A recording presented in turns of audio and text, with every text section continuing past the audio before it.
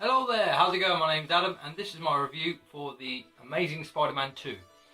This does contain spoilers, like huge, massive, gigantic spoilers. So if you haven't seen the film, don't watch it any further. Otherwise it will be spoiled for you with the spoilers.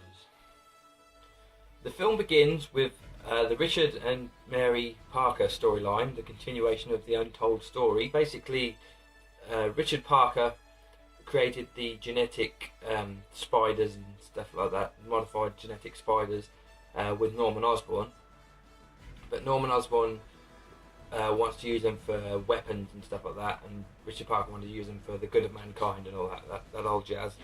And basically, he realises that he's got to destroy all the evidence of stuff, all the spiders and stuff, and go off the grid and escape.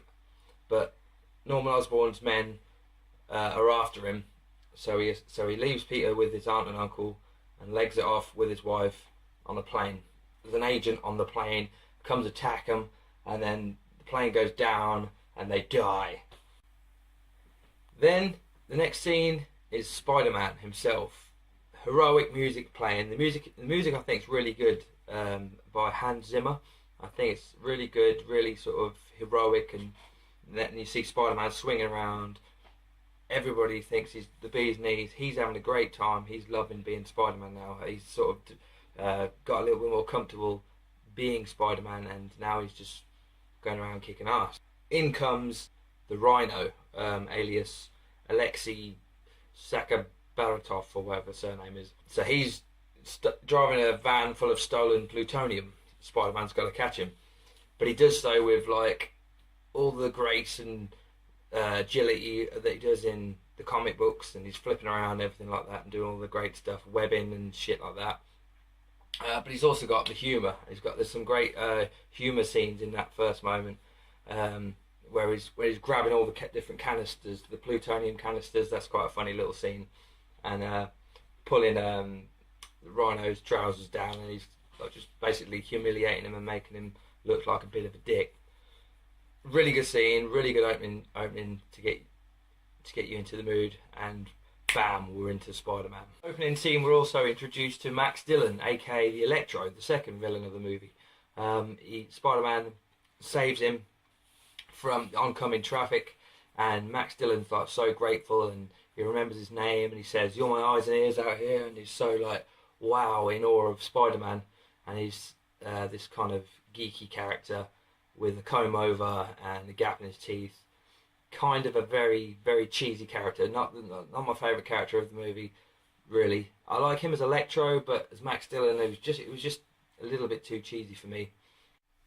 Gwen Stacy's back in the movie, played by Emma Stone, and the chemistry between her and Andrew Garfield, Peter Parker and Gwen, is really sort of evident, and obviously I think it's because they're going out in real life, but their love story is the main sort of plot line that goes throughout the film, and they work really well together. She's got a really good way about her. She's a real sort of, when she's on screen, you really sort of like, wow, she's gorgeous. Not only that, but she's got this sort of little twinkle in her eyes. But yeah, and it's really good. Then we're introduced to Harry Osborn, Dane DeHaan. He comes back from boarding school. He's an old friend of Peter Parker's. He comes back from boarding school because his father's dying, Norman Osborn, the evil Oscorp dude. He tells his son, Norman tells Harry, that he's dying because he's got some genetic disorder that can only be cured by Spider-Man's blood, wouldn't you believe it? And that's where some shit starts to go down. The chemistry between Dane DeHaan and Andrew Garfield is also very good. You can actually believe that they were old friends. The acting's really good, and there's something real sinister about Dane DeHaan as well. He's sort of got this way about him, just sort of like he's about to crack at any moment. And Dane DeHaan, good actor, good shit. Max Dillon's transformation into the Electro is kind of cheesy as well, but the thing is, they were basing it off the comic books, and the comic books storyline for Max Dillon wasn't very fleshed out. Max Dillon as a character was never really fleshed out that much in the comics either. It was just an electrical engineer who went up a pylon and fixed a pylon and then got electrocuted and turned into Electro. It's kind of like that was it. They kind of done the same thing with this one, except this time he fell into a vat of electric eels to follow along with the genetically altered animal theme. But yeah, so he gets bitten by all these weird electric eels and turned into Electro, and he's really confused and don't know what the fuck's going on. So he's sort of wandering through Times Square with all this power and charge, and he's sort of a bit fucked up. The cops are after him. The cops suddenly see him as danger because he's trying to get as much power from one of the grids, from the electrical grids, as he can. Spider-Man shows up, and at first there's kind of like got this friendly banter going on. Spider-Man's saying, "Hey, look, chill out. Let's talk about this." And Electro's like, "Yeah, okay, I can talk about this." Cop shoots him. All shit goes loose, and Electro suddenly thinks Spider-Man's turned against him and was never really his friend to begin with, and now he's suddenly got all this anger and he's electrocuting everything, and that scene is really good. Initial scene to introduce Electro, and really good effects, really good shit going down, exciting. My heart was pumping. Woo!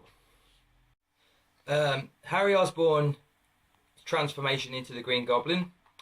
He doesn't get the blood he wanted from Spider-Man, so then he goes to into Oscorp and gets the genetically altered spider's venom serum from the vaults, basically. But that doesn't work because it has to be, as Richard Parker explained in his confession video, it has to be from his bloodline, from Richard Parker's bloodline. But when it's not, shit just gets a bit fucked up, and that's what happens with Harry Osborn. He injects the serum, and it just sends him a little bit fucking crazy into a goblin. And he starts like having this grin and shit, and his ears get all high like a goblin's ears. The hair looks a bit fucked up. I don't think that looked as good as it could have done. I don't know if they're ever going to actually go with the original comic book Green Goblin. Maybe they will in future for Norman Osborn if he actually comes back. Norman Osborn dies as well in this film. He's actually in it for a very short amount of time, Norman Osborn. So Harry turns into the Green Goblin, hooks himself up with this flight suit that was also in the vaults. Flight suit and the glider, the traditional with the pumpkin bombs and everything like that. And now he's out for Spider-Man because he didn't give him the blood that he needed. And, well, that just ain't on. So he's after him. The final sequences are probably my favourite in the movie. The sequence with Electro is amazing. Some of the effects are really good. It's got the wit in it, the humour, but it's also got the sort of the Peter Parker sort of out-thinking his villain. Gwen Stacy teams up with him and helps him along the way to defeat Electro. And it's all set in this big electric tower area. I can't remember what they call it, but it's just really good effects and everything. Green Goblin comes in, and then all shit starts to go down. And this is the first introduction to Harry as properly as the Green Goblin. He's got the laugh and everything, and it's just really sinister. And Dane DeHaan plays it really well. Their fight scene takes place in a clock tower. Gwen Stacy gets caught up in the whole thing. He nicks her and starts flying off with her on his glider. And that is where the sort of major big spoiler alert comes in with Gwen Stacy's death. Fall into her death.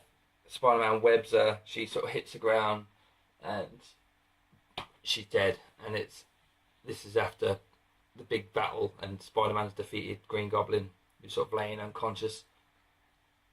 But it was actually a really sort of somber moment. It's really kind of depressing because you're like, wow, these were like so close, and their chemistry was so good, and they acted so well off each other. You really didn't want to see Gwen die. You know what I mean? You didn't want to actually see her go because it was like she was a good character.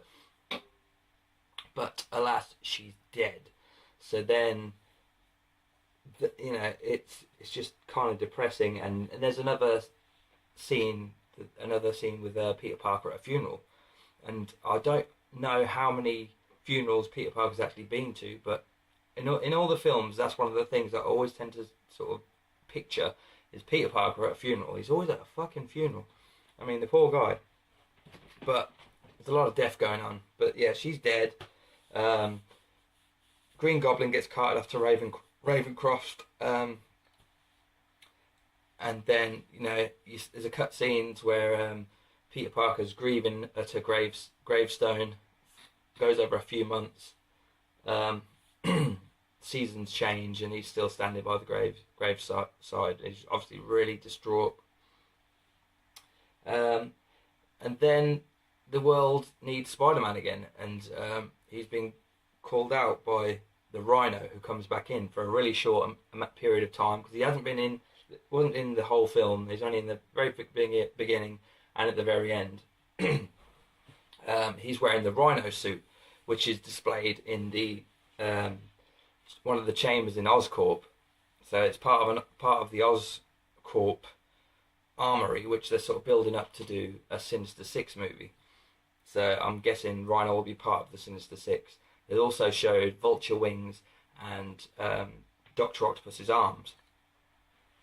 And they didn't show any other hints of any other villains, but that's the ones they showed. The Rhino suit looks really good. The scene is kind of just tacked onto the end almost, so it's a real quick scene, and it's just Spider-Man says, "Hey, there's a kid in the way of the Rhino." He's dressed as Spider-Man. He saves the kid, gets the kid out of the way, and starts attacking Rhino. End credits. That's the end of the film. In conclusion, did I like this film? Yes, it was very good. It was slightly overlong. I didn't like the character of Max Dillon very much. I thought he was a very cheesy character. It reminded me of Batman Forever's The Riddler. The film tackled a lot of storylines going on at once. So they kind of got a little bit messed up and a bit confusing. Well, not confusing, but it just felt a little bit bogged down. The one saving grace that saved all of that was probably Andrew Garfield. He was really, really good in this. The perfect Spider-Man for me, and perfect Peter Parker, more to the point. He's got the wittiness, the humour, he's got a little bit of soul to him. Emma Stone was really good. Dane DeHaan was really good. Jamie Foxx as Electro was really good, but as Max Dillon, like I say, not so much. The film itself, was it my favourite Spider-Man film? I've seen it twice now. I'm thinking, is it on par with with Spider-Man 2, Sam Raimi's Spider-Man 2? I think it might just be slightly better. I'm going to have to go and say I think it's slightly better than that. Although, time will tell on that one. I'll have to wait till I've got it on DVD and see how it goes. But yeah, as Tobey Maguire versus Andrew Garfield, it's without question Andrew Garfield for me. The effects in this were a lot better, obviously, because time goes on. Spider-Man's costume looks amazing. They've kind of set it up for future films, with the Sinister Six plotline and everything. But overall, it's a really good Spider-Man film, well worth going to see. Gwen Stacy dies, which is depressing, but it makes way for who they're going to get for Mary Jane, I don't know. Regardless, that's for the future. But this film, really good, well worth going to see. Not a perfect film by any means. It was slightly bogged down, slowed down by a lot of shit going on, but well acted, well executed, good soundtrack, good shit. Well worth going to see. Goodbye.